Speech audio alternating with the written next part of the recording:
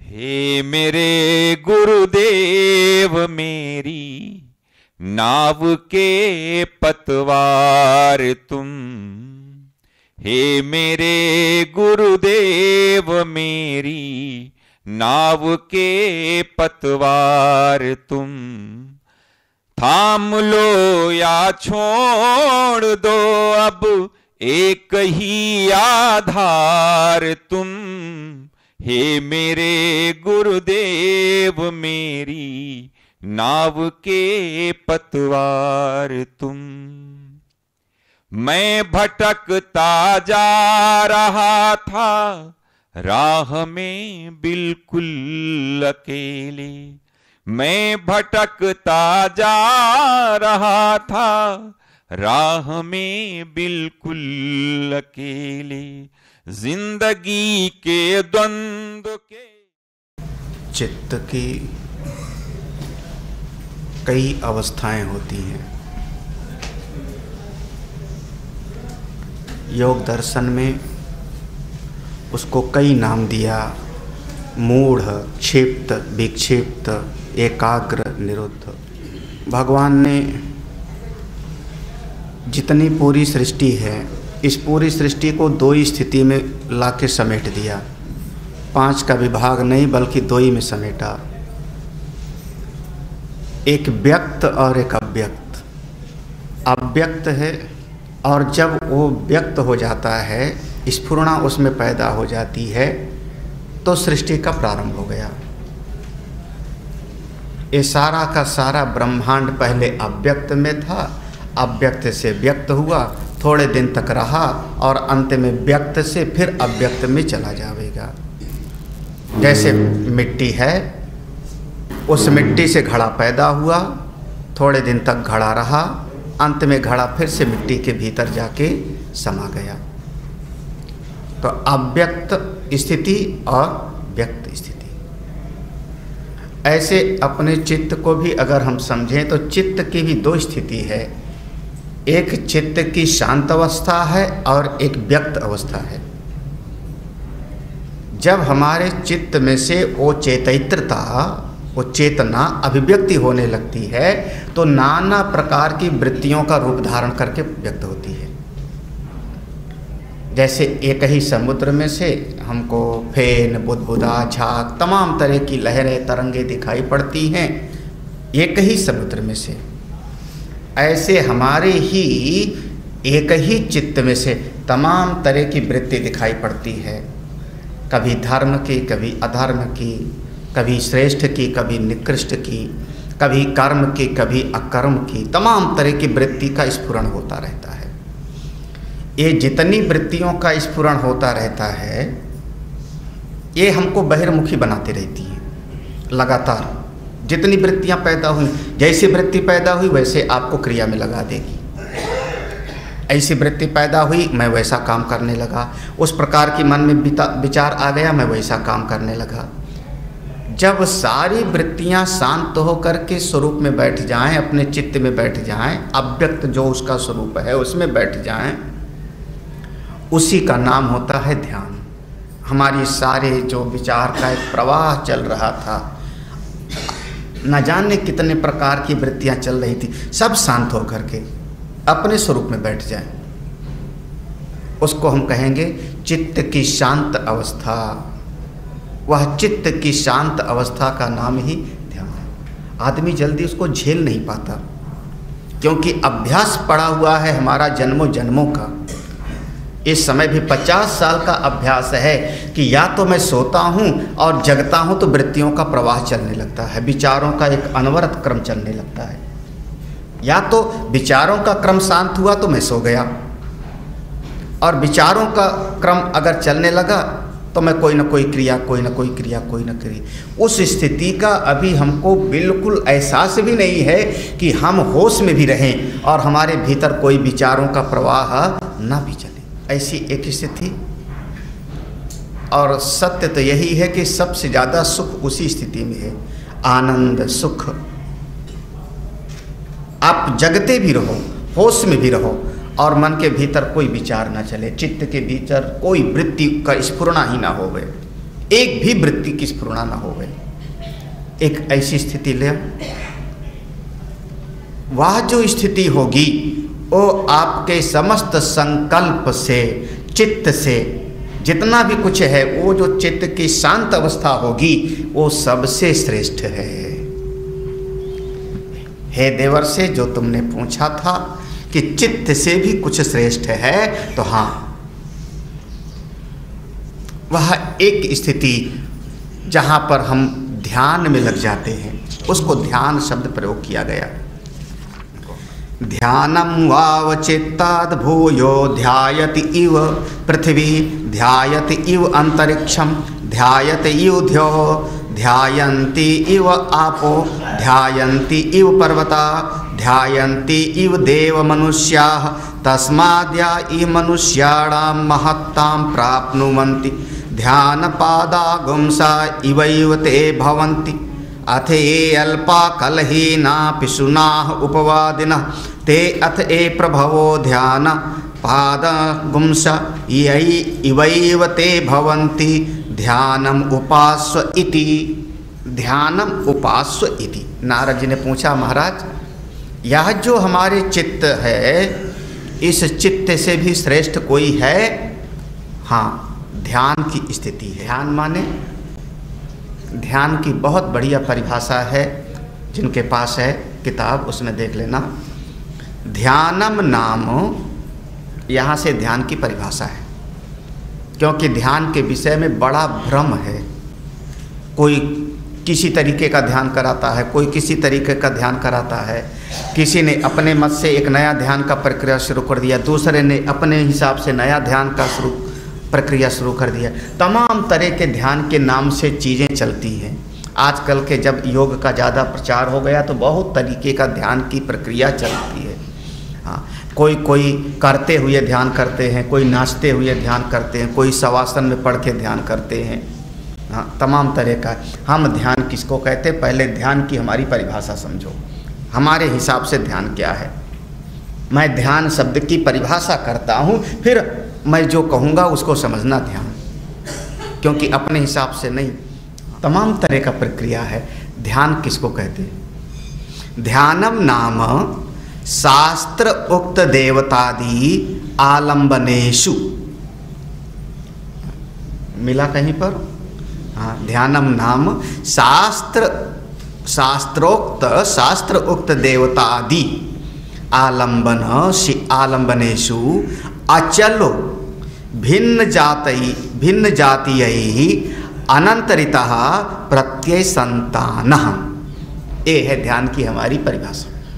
जरा सी लाइन है। ध्यान माने, मैं किसको कह रहा हूँ ध्यान? जब यहाँ उपनिषद में है ध्यान, हम कह रहे हैं कि शास्त्र ने जिन देवताओं का निरूपण किया है, शास्त्रोक्त देवतादि, शास्त्रोक्त देवता। हाँ, शास्त्र में जैसे हमारे भगवान राम का निरूपण है, भगवान श्री कृष्ण का निरूपण है, भगवान शिव का वर्णन है।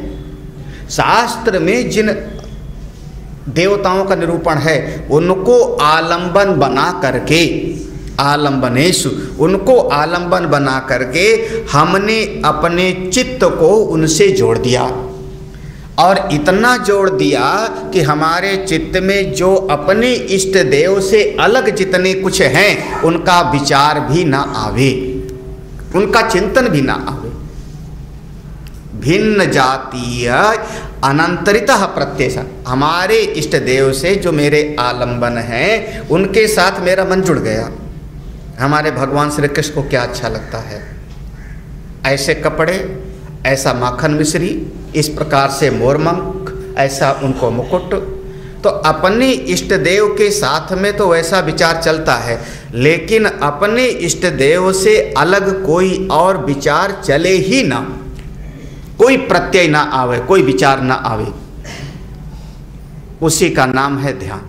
एकाग्रता इति यम आहु, जिसको आप लोग एकाग्रता कह लो। अपने इष्ट देव में हमारा चित्त पूरी तरह से एकाग्र हो गया और किसी के बारे में सोचता भी नहीं, उसको हम कहते हैं ध्यान। हाँ, ठीक है।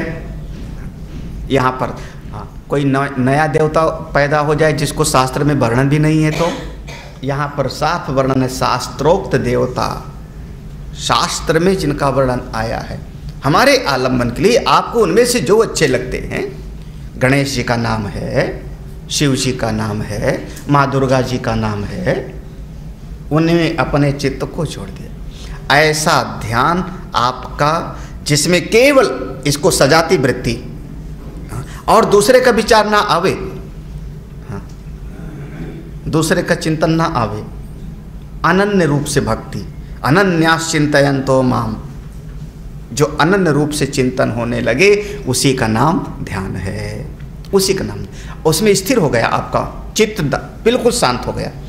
अरे कभी एक चीज़ समझो, थोड़ी देर के लिए समझो, कभी कभी दौड़ने वाले को हम देखते हैं, जो धावक होते हैं, एथलीट, दौड़ने के पहले थोड़ा रुकता है, वो दौड़ने के पहले रुकता है, वैसे झुक करके दौड़ने की मुद्रा में रुक कर श्वास लेता है, थोड़ी देर शांत होता है और उसके बाद जो तेजी से दौड़ पड़ता है।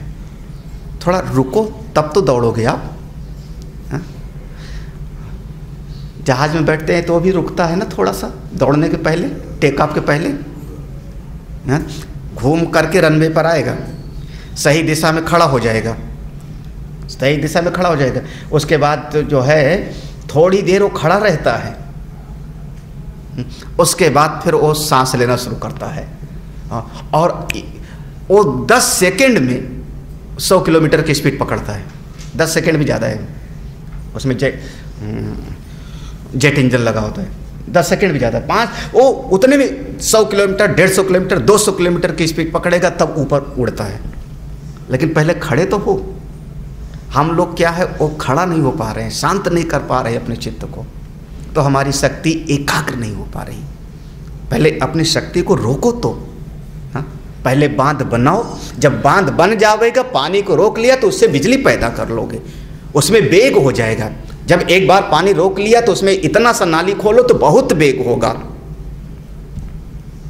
पहला काम है अपने चित्त का जो भटकाव है तमाम तरह की दिशाओं में, इसको थोड़ा रोको तो, थोड़ा रोको। हाँ, इसका नाम है ध्यान। अरे आप पृथ्वी माँ से सीखो ना, पृथ्वी ध्यायति पृथ्वी। हमारी पृथ्वी कितनी शांत है।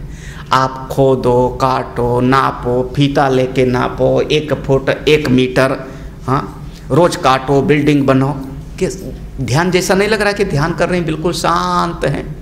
आप इस पे 10 मंजिला बिल्डिंग पर खड़ा कर दो, 20 मंजिला बिल्डिंग पर खड़ा कर दो, 160 मंजिला बिल्डिंग खड़ी कर दो, क्या है, शांत है। ध्यायत इव। अब कहना स्वामी जी आपको भूगोल पता नहीं, पृथ्वी घूम रही है, हाँ, हमको तो शांत दिखाई पड़ रही ना। ध्यायत इव पृथ्वी। हाँ, अंतरिक्षम ध्यायत, अंतरिक्ष शांत है। हाँ, अरे महाराज शांत है। हाँ, बिल्कुल ध्यान। ध्याओ, आकाश हमारा बिल्कुल ध्यान के जैसे कर रहा है। आपा बिल्कुल शांत। अरे समुद्र के ऊपर तरंगे हैं, समुद्र में 1 किलोमीटर नीचे प्रवेश कर जाओ तो कितनी तरंग होगी, शांत है। ऊपर ऊपर लहरें दिखाई पड़ रही है, ऊपर ऊपर हमको तरंग दिखाई पड़ रहा है, नीचे तो वो पूरी तरह से गंभीर शांत है। आपा पर्वता ध्यायन्ति, ये सारे के सारे पर्वत समझो जैसे कि ध्यान जैसे करने, शांत हैं। देव मनुष्याः, ये जितने देवता के जैसे मनुष्य हैं, देव मनुष्याः, यहाँ देवता अलग मनुष्य अलग नहीं है, देवता और मनुष्य अलग अलग नहीं। जो देवता के जैसे मनुष्य हैं उनको देखो जैसे ध्यान कर रहे हैं। देवता के जैसे मनुष्य कौन? देवता का एक पहचान है जो देना सीखता है, जो देवे सो देवता, और जो छीने झपटे उसका नाम राक्षस। यही पहचान है। जो छीन करके ले लेवे, मार करके ले लेवे, वो राक्षस है, असुर है। और जिसके भीतर देने का स्वभाव है उसी को हम कहते हैं देवता। भाई हमारे समाज में भी कोई आदमी दूसरे को खिलाता पिलाता है, चलो ठीक है, हमारे समाज में कहते थे अरे वो तो देवता मनुष्य हैं, वो तो देवता, आइए देवता। क्यों? क्योंकि उनका स्वभाव ऐसा है, उनकी वृत्ति ऐसी है। भगवान जाने हम लोगों के बचपन में हम लोग बचपन में हमारे एक परिवार में थे, दरवाजे से कोई निकल जाए तो उसको आवाज़ दे करके पानी पी के जा, कोई भी निकल जाता था तो पानी पी के जा।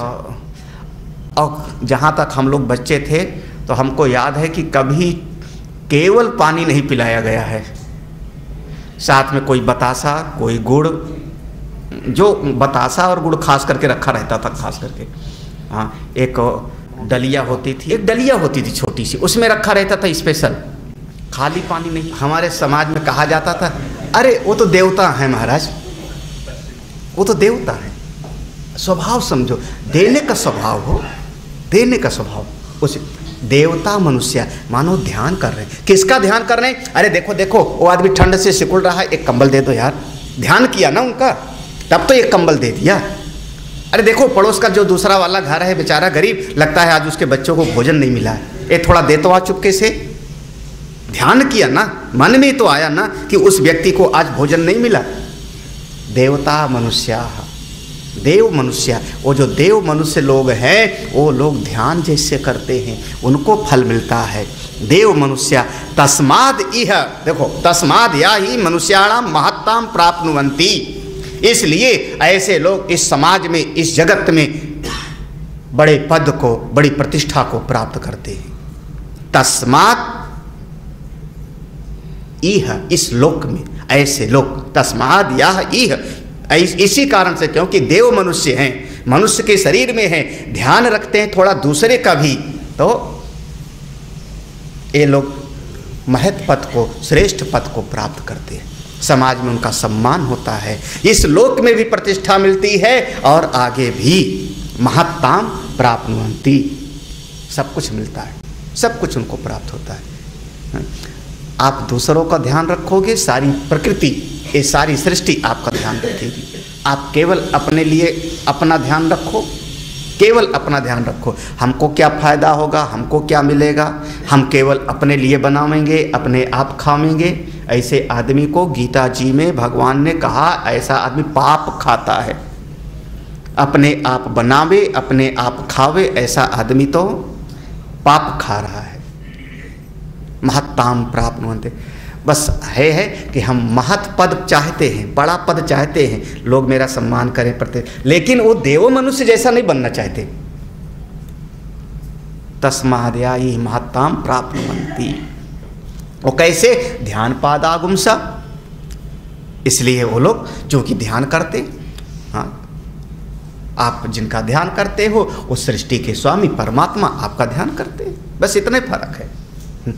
आप एक एक चीज़ का ध्यान रखते हो, ये सारी जगत के स्वामी नारायण हमारा ध्यान रखते हैं। परस्परम भावयन्तः।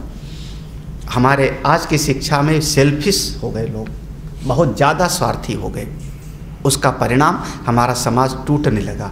पहले लोग ध्यान रखते थे एक दूसरे का, हमारे समाज में ऐसा था, बहुत सारे समाज, किसी को तीर्थ यात्रा करने जाना है और कुछ पैसा ऐसा है, किसी से कर्जा लिया है जो नहीं पटा पा रहा है, तीर्थ यात्रा का मन हुआ तो लोग जा कर के प्रणाम करते थे, कहते थे महाराज जब तक ऋण नहीं होवेंगे हम तीर्थ का फल नहीं मिलेगा, आप हमको ऋण कर दो। एक पैसा भी नहीं देते थे, उधार जो कर्जा था वो चुकाया भी नहीं, और वो आदमी कहता था जाओ जाओ मेरी तरफ से ऋण मुक्त हो तुम। ऐसा भी हमारे समाज में होता, लेकिन अब नहीं रहा, नहीं रहा। उसका परिणाम फिर महत् पद की प्राप्ति कैसे हो गया? मन हमारा कैसे हो गया? अल्प हो गया।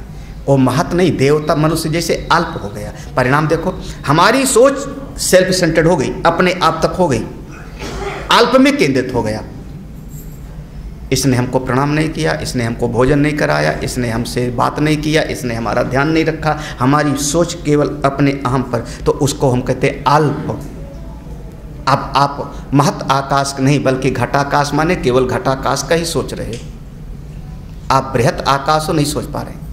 हम अपने, मुझको ये अच्छा लगता है, मुझको ये अच्छा लगता है, ऐसे ऐसे ऐसे अल्प लोग। ए अल्पाह, देखो श्रुति भगवती कह रही हैं, अब इसमें मैं अपने आप को किनारे कर रहा हूँ, वेद का पढ़ लेना। ए अल्पाह, ए अल्प में, जिनका जीवन अल्प में जी रहा है, कुपमंडूक, केवल अपने लिए, अपनी सोच, मैं मेरी। आज का समाज ऐसा हो गया कि अपने परिवार में आदमी माता पिता को भी नहीं गिनता है। मैं, मेरी पत्नी, मेरे 2 बच्चे, ये है आज का परिवार सीमित हो गया।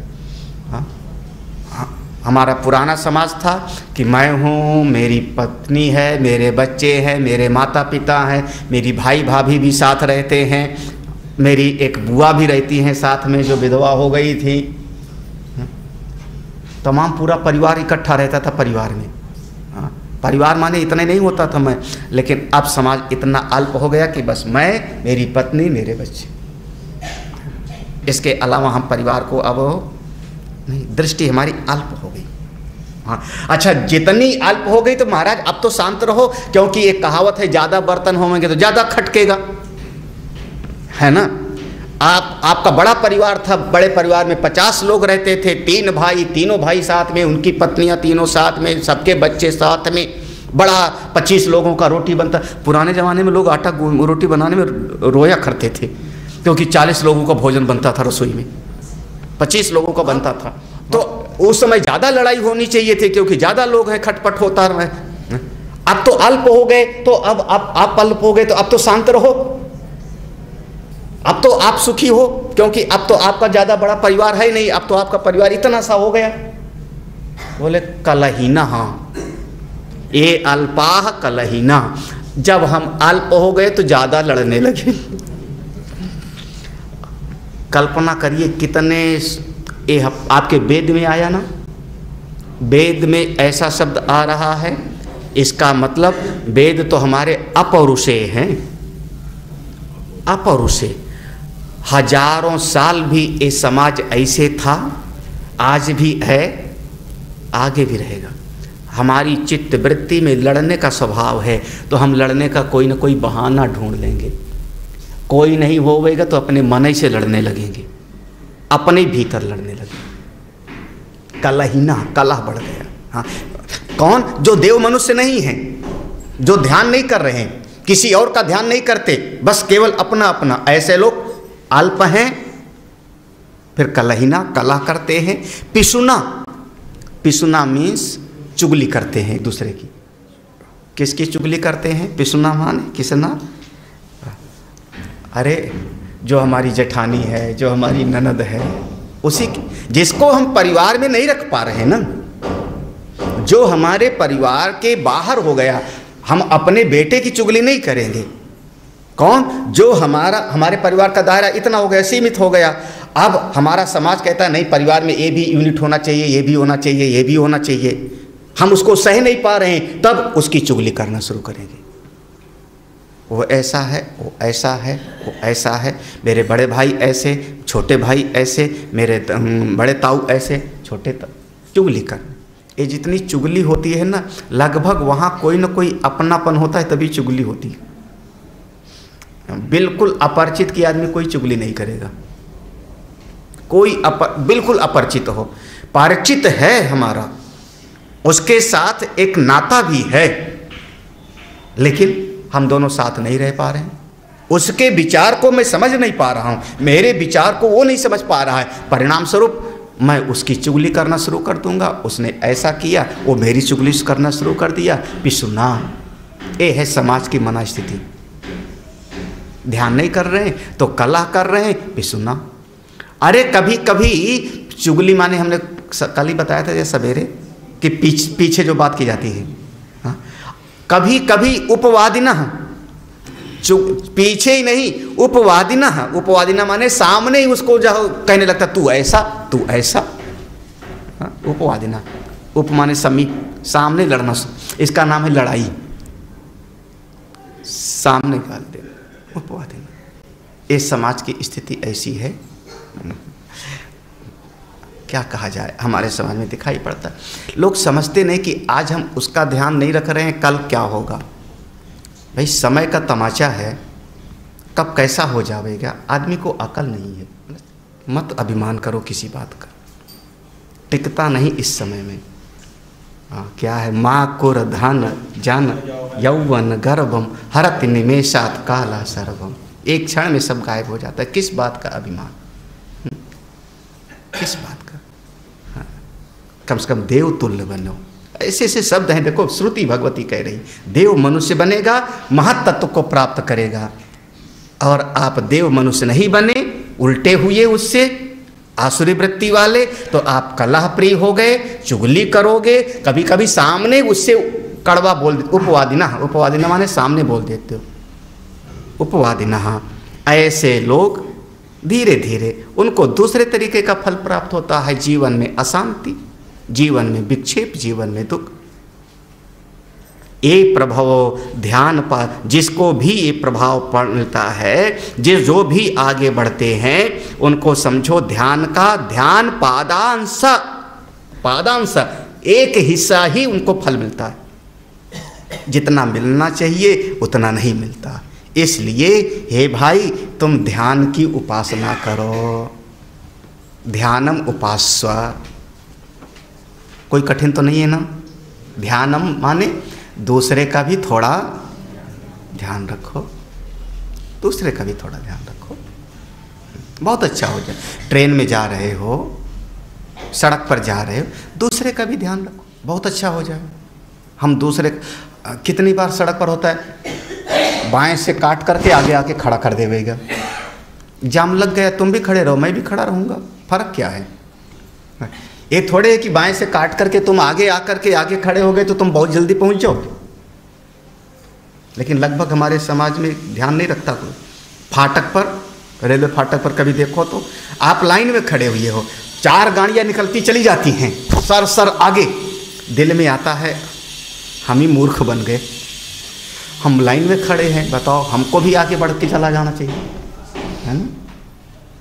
हम उसका ध्यान नहीं रखेंगे, परिणाम स्वरूप अंत में स्थिति क्या है, ऐसा जाम लगा कि 4 घंटे वो भी खड़ा रहेगा और आप भी खड़े रहो, दोनों खड़े रहो वहीं पर, ना वो जा पाएगा ना आप जा पाएगा। जब आप किसी का ध्यान रखोगे, ये सृष्टि आपका ध्यान रखती है।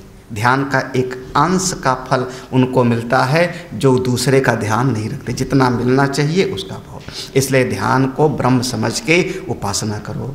सा यो ध्यानम ब्रह्मेति उपासते यावत ध्यानस्य गतम तत्र आस्य यथा कामचारो भवति यो ध्यानम ब्रह्मेति उपासते अस्ति भगवो ध्यानात् भूय इति ध्यानात् वाव भूयो अस्ति इति तन्मे भगवान ब्रवीति तु इति।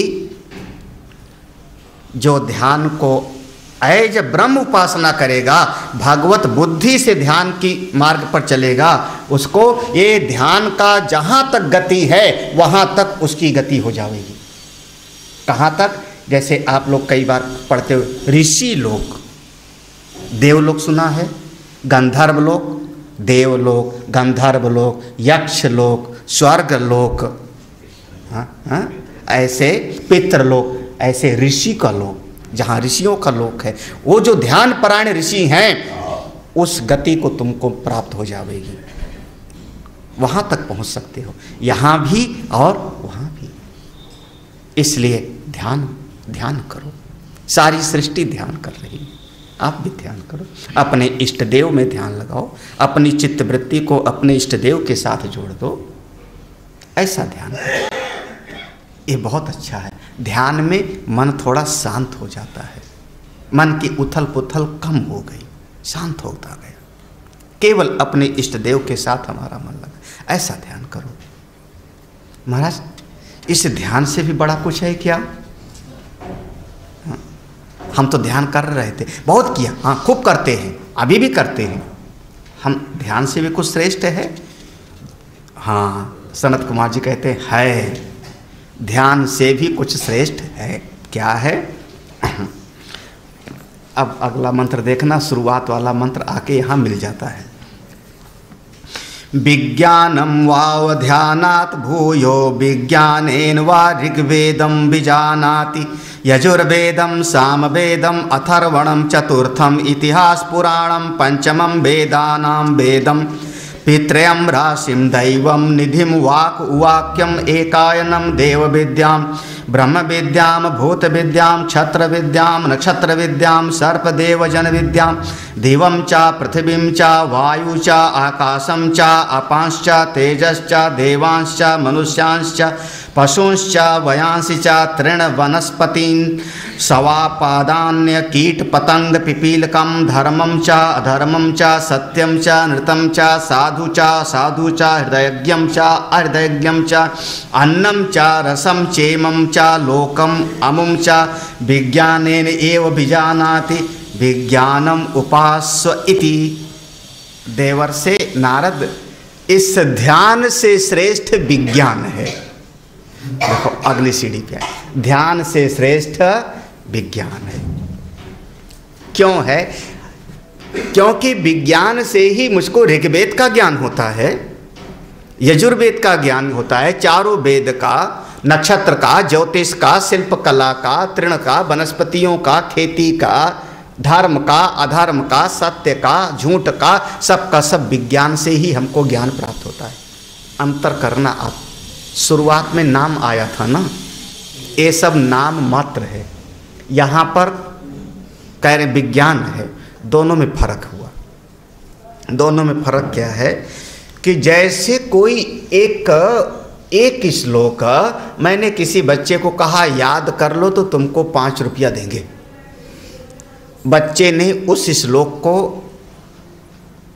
5 रुपए पाने के लिए याद कर लिया, रट लिया, बिल्कुल पूरा का पूरा रट लिया उस कुछ पैसे के लिए श्लोक को। वो केवल नाम मात्र है। वहाँ पर जो रट लिया वो नाम मात्र है वो हमारे गीता जी का श्लोक है, लेकिन वो नाम मात्र है। अभी शायद उसको एक एक अक्षर अलग अलग करके भी उसको तोड़ ना पावे, अर्थ तो दूर की बात है। फिर कोई दूसरा ऐसा आया जिसने उसको समझने की कोशिश किया, एक एक शब्द को संधि विच्छेद किया, संधि विच्छेद करके उसको तोड़ा। तो उसको तोड़ के जब उसका अर्थ उसने समझ लिया तो हमने कहा ये हो गया विज्ञान। पहले था नाम और अब हुआ उसका विज्ञान, उसका अर्थ समझ। लेकिन अब अर्थ समझने से अगर मुक्ति हो जाती तो आगे का प्रसंग समाप्त हो जावे। तो कहा नहीं, एक होता है अर्थ और एक होता है भावार्थ। याद आया? पहले लिखा जाता था हिंदी का कोई दोहा वगैरह में। हाँ, एक हमने दोहा याद कर लिया, नाम हो गया, उसका अर्थ हमको समझ में आ गया और फिर उसका लिखा जाता था इसका भावार्थ। ऐसे कुछ होता था। इसका भावार्थ क्या है? कई बार बिना भावार्थ के अर्थ तो कुछ उल्टा पुल्टा हो जाएगा, बिल्कुल विचित्र उसकी स्थिति हो जाएगी। आपको अर्थ बिल्कुल शब्द का अर्थ पकड़ लो, याद हो सकता है सबका ए अर्थ है, लेकिन अगर उसका भावार्थ ना समझो, भावार्थ जैसे हमारी गीता जी में भगवान ने बहुत बार कहा, अनेक बार कहा, एक ही दो बार नहीं, हे अर्जुन अपने मन को मुझसे लगाओ, अपनी बुद्धि को मुझसे लगाओ, मैं ही सृष्टि का सब कुछ हूँ। सृष्टि के शुरुआत में मैं था, अभी भी मैं हूँ, सृष्टि के आखिर में भी मैं रहूँगा। हाँ, बहुत बढ़िया। हमने अर्थ लिखा, भगवान कृष्ण ही सब कुछ हैं। भगवान कृष्ण कितने बड़े अहंकारी कि कह रहे हैं देखो सब जगत को मैंने बनाया, है ना? अहंकार दिखाई पड़ रहा है कि नहीं? क्यों अहंकार नहीं दिखाई पड़ रहा है? कह रहे मेरी उपासना करो, अरे मेरा भजन करो, ये तो अहंकार दिखाई पड़ रहा है। शब्द का अर्थ तो यही है, शब्द का अर्थ बिल्कुल यही। तब हमको लिखना पड़ेगा इसका भावार्थ क्या है। अब भावार्थ को, अगर भावार्थ को नहीं पकड़ेंगे तो अर्थ में फिर गड़बड़ी हो जाएगी बहुत। और भावार्थ आप लोग परिवार में खूब समझते हो। शब्द का अर्थ अलग होता है, कहने वाले का, बोलने वाले का मन का भाव बिल्कुल अलग होता है। अरे खाने के लिए बुलाया जावे आपको, चलो खा लो, नहीं भूख नहीं है, नहीं मुझको नहीं खाना। शब्द का अर्थ क्या हुआ? मैं खाऊंगा नहीं। समझदार लोग भावार्थ निकालेंगे। क्या बात है, नाराज हो? किस बात से नाराज हो? भावार्थ क्या हुआ? तो यहाँ पर भावार्थ नहीं, यहाँ जो वर्णन आया है वो अर्थ का वर्णन है।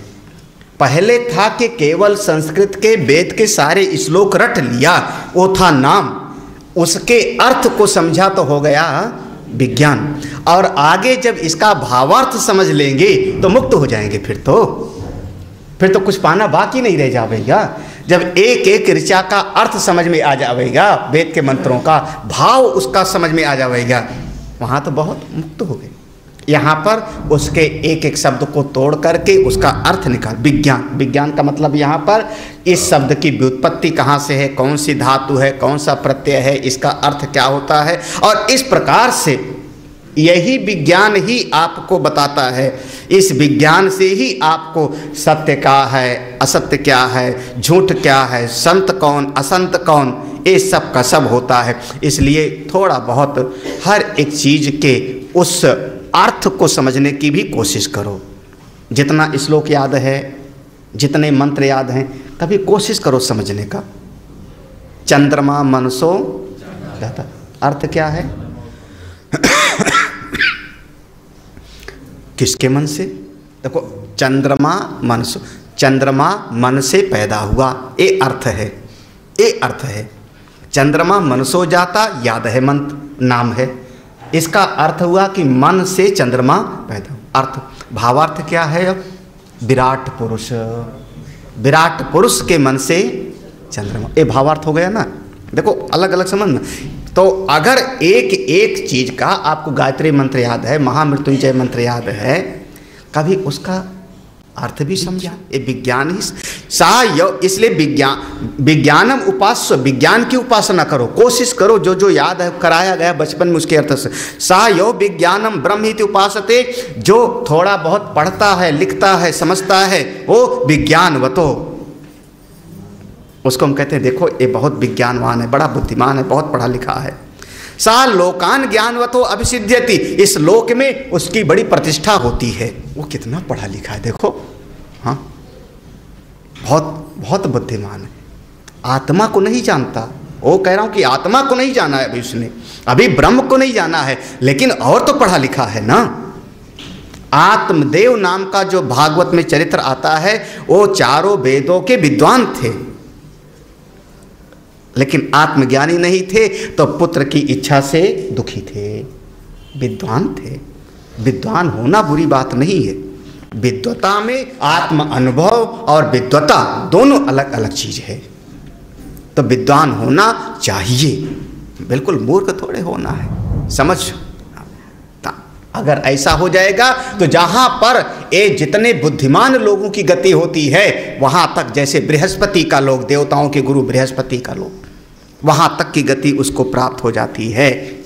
इसलिए थोड़ा विज्ञान प्राप्त करो। देवर्षि नारद ने फिर वही कहा, महाराज इस विज्ञान से भी बड़ा कोई है कि नहीं? हाँ है, बिल्कुल है। तन में भगवान ब्रवीत, फिर मुझको वो विज्ञान से जो बड़ा है उसको बताओ। क्या कहते? बलम वाव विज्ञानात् भूयोपिहा सतम विज्ञानवताम एको बलवान कंपैते सा यदा बली भवति अथोत्थाता भवति उत्तिष्ठन् परिचरिता भवति परिचरन् उपसत्ता भवति उपसीदन् द्रष्टा भवति श्रोता भवति मंता भवति बोद्धा भवति कर्ता भवति विज्ञाता भवति बलेन वै पृथिवी तिष्ठति बलेन अंतरिक्षम बलेन द्यौर बलेन पर्वता बलेन देव मनुष्या बलेन पशवश्च भयांश्च च तृण वनस्पतया स्वापदान्य कीट पतंग पिपीलकम बलेन लोकस्तिष्ठति बलम उपास्व इति। ये जितने जो है बुद्धिमान लोग हैं ना, इन बुद्धिमानों से बढ़ करके इनसे भी श्रेष्ठ बल है। अब जो पढ़ा होगा बचपन में खरगोश और शेर का कहानी, कि शेर बड़ा बलवान था लेकिन खरगोश ने चालाकी से कुएं में झकाया। याद आई कहानी? ये बचपन की कहानी पढ़ी हुई याद है। हाँ। वहाँ पर उपदेश था कि बल श्रेष्ठ नहीं होता बल्कि बुद्धि श्रेष्ठ होती है। हाँ ठीक है। अब श्रुति भगवती में आ जाओ तो श्रुति भगवती क्या कह रही हैं? बुद्धि श्रेष्ठ तो है, हम अपनी बुद्धि के बल पर शेर से हाथी को भी सर्कस में घुमाते हैं, बुद्धि के बल से। हजार हजार कुंटल वजनी चीज उठा लेते हैं, बुद्धि से मशीन बनाई वो काम कर लेती है, हमारी बुद्धि का बल। लेकिन महाराज ये जो भीतर का शरीर का बल है ना, उसकी भी कोई उपेक्षा नहीं है, उसको भी आप कम मत समझना, साधारण मत समझना। ये अगर 50 बुद्धिमान लोग बैठे हों और उनके बीच में एक बलवान आ जावे, महाराज सबकी रूह कांपने लगती है। क्यों? सही नहीं है क्या? हाँ? बहुत सारा पढ़े लिखे लोग हों, बड़े बड़े अफसर लोग, अब बम्बई में एक वहाँ का वो आ जाए भाई, क्या होता है बम्बई के भाई, हाँ डान, हाँ जिसको पढ़ना भी ना आवे एक आ जावे, बड़ा सबकी हाय तौबा मच जाती है। हाँ, वही कह रहे हैं। हाँ देखो, सतम विज्ञानवताम, सतम 100 विज्ञानवान बैठे हैं बुद्धिमान, सतम विज्ञानवान एको बलवान कम पैते, एक बलवान आ जाए तो सब कांपने लगते हैं। तो थोड़ा इसीलिए बलवान भी बनो। हाँ, शरीर में भी बल चाहिए। जब शरीर में दम नहीं होगा, मरे मरे से तो क्या आत्मज्ञान प्राप्त करोगे? बलवान भी होना चाहिए। ठीक है, हमारा शरीर भी बलवान हो, मन भी बलवान हो, हम आत्मबली बने, भीतर से भी बलवान बने। हाँ, कब? सा यदा बली भवती, अगर आपके शरीर में, अब यहाँ पर बल मतलब केवल वो मजबूती का नहीं, बल माने शक्ति, उस शक्ति का अगर आपने दुरुपयोग किया तो 1000 आदमी को कपाया, उस शक्ति का सदुपयोग करो। कैसे? जब आपके भीतर ये जग गए, शरीर में एक बल है, एक शक्ति है, वो शक्ति जग गई, तब आप निद्रा से उठ गए। निद्रा से उठ करके स्नान ध्यान किया, स्नान ध्यान करके और जा करके चलूं दादाजी की गुरुजी की सेवा करूं, आप चले गए दादाजी की गुरुजी की सेवा करने के लिए। कब? जब आपके शरीर में बल है तब ना। अगर आप खुद ही बीमार रहोगे तो क्या सेवा करोगे? आप चले गए सेवा करने के लिए, और सेवा करते करते फिर उनकी इतनी सेवा किया कि उपसीदन, परिचरण, उपसत्ता उनके बड़े प्रिय हो गए आप। परिचरण, उपसत्ता, सेवा से कोई प्रिय होता है, कोई अकड़ से नहीं। जिंदगी भर में कभी कुछ करे ना और चित्त में हो, देखो देखो स्वामी जी उसको बड़ा चाहते हैं, उसका बड़ा ध्यान रखते हैं। हाँ, आप करके दिखाओ ना। लगभग हमारे समाज में ऐसा होता है, स्वामी जी उसका ध्यान रखते हैं। उस मूर्ख से पूछो तुमने क्या किया, तुमने क्या किया? लगभग मैं कह रहा हूं, जो कुछ कर नहीं पाता वही जलता है दूसरे से, जो कुछ कर नहीं पाता वही दूसरे से जलता है, जो करेगा वो जलेगा क्यों? ये हम परिचरण, उपसत्ता भवती, सेवा करने से पास में आ जाता है। आप थोड़ा पढ़ लेना, यहाँ पर एक शब्द अनुवाद में लिखा होगा शायद, अंतरंग, सेवा करने से अंतरंग हो जाते हैं। अंतरंग लिखा है कि कुछ और लिखा है वहाँ पे? हाँ, गुरु की, आचार्य की सेवा करने से क्या है अनुवाद में? हाँ,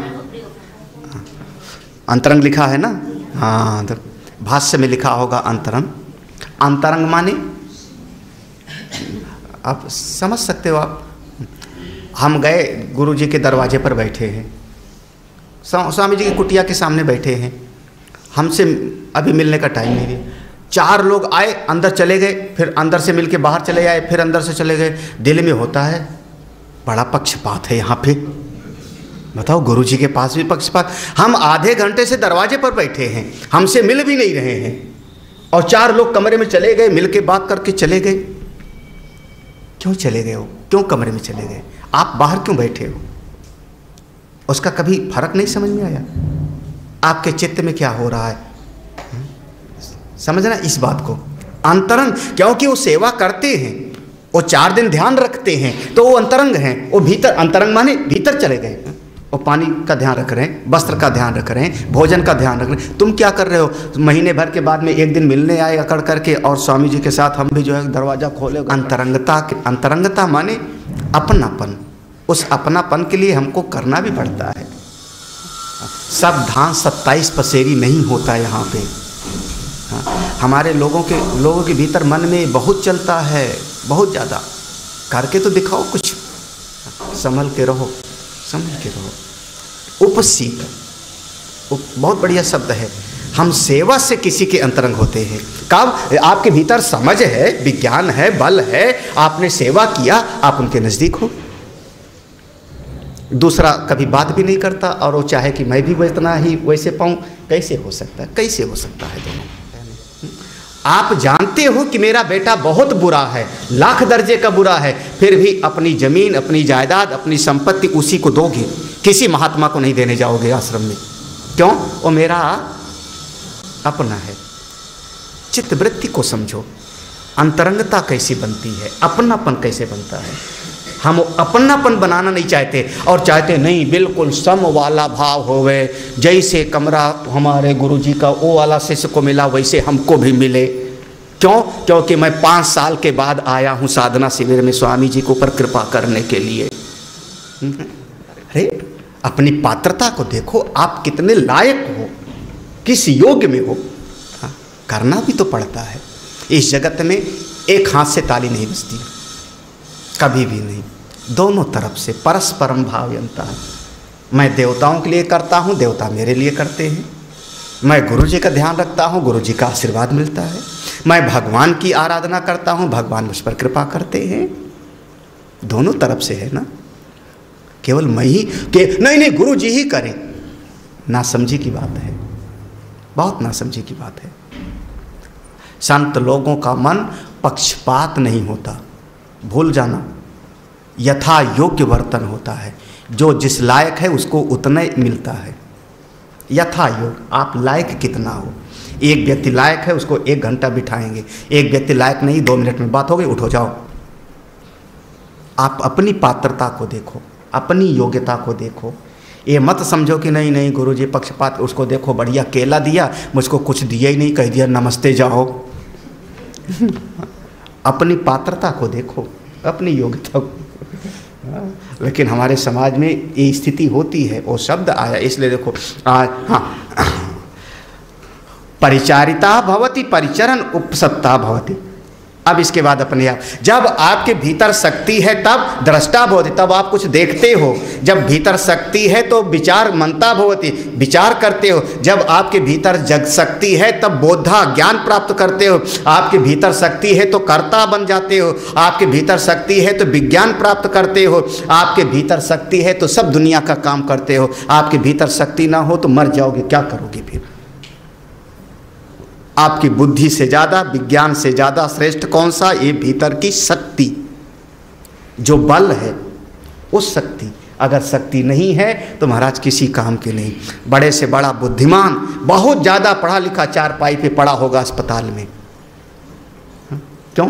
चलने का बल नहीं है, पाँव में बल खत्म, हाथ में बल खत्म, आँख की बल खत्म, कान का बल खत्म। किस काम? इस बल की उपासना करो, बल की। पृथ्वी तिष्ठति बलेन वही, बल से ही पृथ्वी हमको इतने सारे लोगों को धारण करती है। देव मनुष्या बलेन, ये जितने अच्छे मनुष्य हैं, देवता के जैसे मनुष्य हैं, वो अपने बल से ही समाज को स्थापना करते हैं। पशु जितने और लोग हैं, तृण वनस्पतियाँ, ये सब के सब, कीट पतंग, पिपीलिका माने चींटी, जितने भी हैं, चींटी से लेके ब्रह्मा तक, सब बल के कारण पूज्य हैं। उनके भीतर शक्ति है, जिंदा हैं, चेतन है। इसलिए उस चैतन्य शक्ति की उपासना करो। बलम उपास्वा, बलम उपास।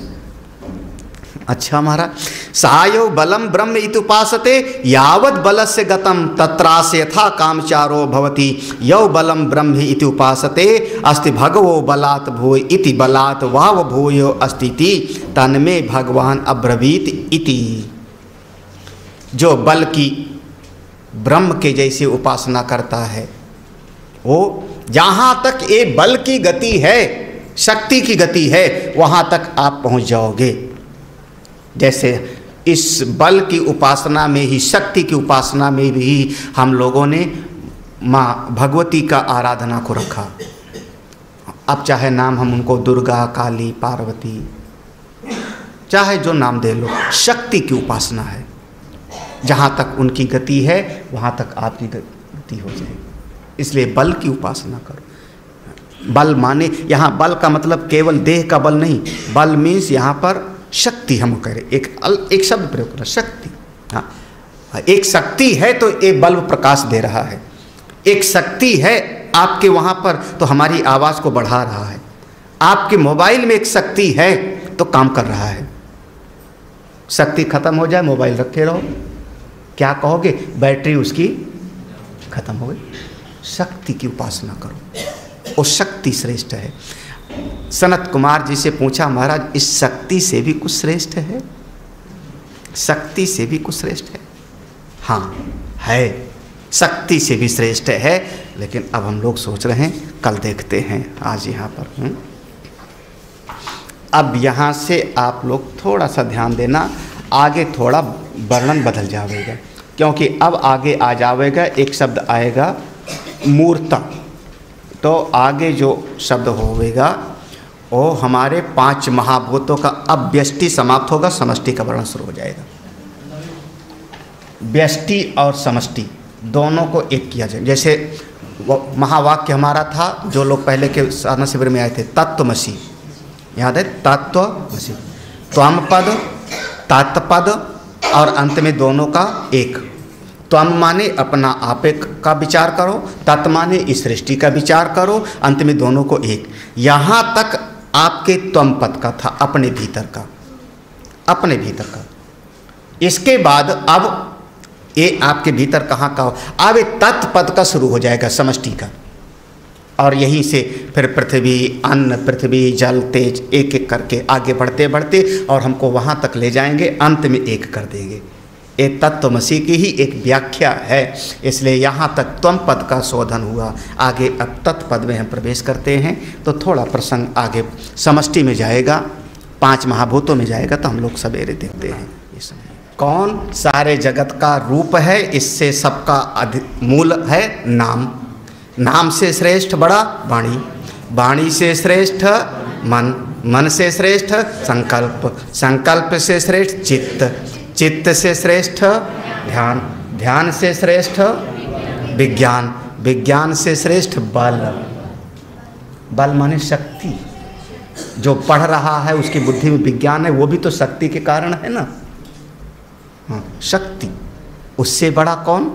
तो कल देखते हैं। अच्छा।